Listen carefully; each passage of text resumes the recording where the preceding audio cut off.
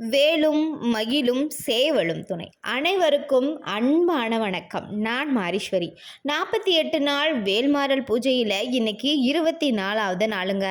அதாவது 48 நாளில் நம்ம 24 நாள், அதாவது பாதி நாளை அரை மண்டலத்தை நம்ம முடிச்சிட்டோங்க. இன்னும் அரை மண்டல பூஜை தாங்க பாக்கி இருக்கு. முருகப்பெருமானின் பெரும் அருளுடனும் உங்களுடைய பெரும் ஆதரவுடனும் 48 நாள் வேல்மாறல் பூஜையில் அரைமண்டலத்துக்கு அடி எடுத்து வச்சிட்டோங்க. காலையில் 4 மணிக்கெலாம் எந்திரிச்சு குளிச்சுட்டு வாசலை தெளித்து கோலம் போட்டுட்டு பூஜை அறையில் பூஜைக்கு தேவையான எல்லாத்தையும் எடுத்து வச்சுட்டு ஒரு 4:45 போல் பூஜையை ஸ்டார்ட் பண்ணிட்டேங்க. என்னதான் மனசில் யார்கிட்டையும் சொல்ல முடியாத அளவுக்கு கஷ்டங்கள் இருந்தாலும், மன உளைச்சல் இருந்தாலும், காலையில் எந்திரிச்ச உடனே முருகப்பெருமானை பார்த்துட்டு வேல்மாறல் பாடலை பாராயணம் பண்ணதுக்கு அப்புறமா அந்த கவலை பறந்து போயிருதுங்க. அந்த நாள் முழுக்க மகிழ்ச்சி மட்டும்தாங்க நிறைஞ்சி இருக்குது. என்ன மாதிரி நீங்களும் நாள் முழுக்க பாசிட்டிவ் வைப்ஸோடு இருக்கணும் அப்படின்னா, நீங்களும் உங்களால் முடிஞ்ச நாள் அன்னைக்கு வேல்மாறல் பாடலை பாராயணம் பண்ணி பாருங்கள். அதுக்கப்புறம் நீங்களே சொல்லுவீங்க, ஆமாம் மாரீஸ்வரி சொன்னது கரெக்டு தான் அப்படின்னு நீங்களே ஃபீல் பண்ணுவீங்க. ஏன்னா உண்மையாக அந்தளவுக்கு வேல்மாறல் நம்மளை மொத்தமாக மாற்றிருங்க.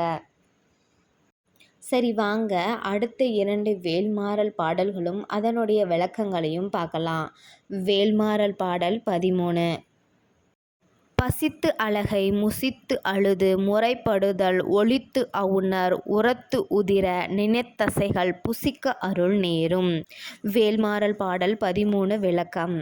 பசியினால் துன்பம் ஒற்று பேய்கள் அங்கங்களை விசைத்தும் விதிர்த்தும் முடக்கியும் உதறியும் புலம்பி உணவு வேண்டி அழுவதை தவிர்த்து அசுரர்களின் வளமிக்க இரத்தத்தையும் சதைகளையும் அவை உண்டு கழிக்குமாறு வேல் அருளும். வேல்மாறல் பாடல் 14. திரைக்கடலை உடைத்து நிறை புனர்கடிது குடித்துடையும் உடைப்பு அடைய அடைத்து உதிரம் நிறைத்து விளையாடும்.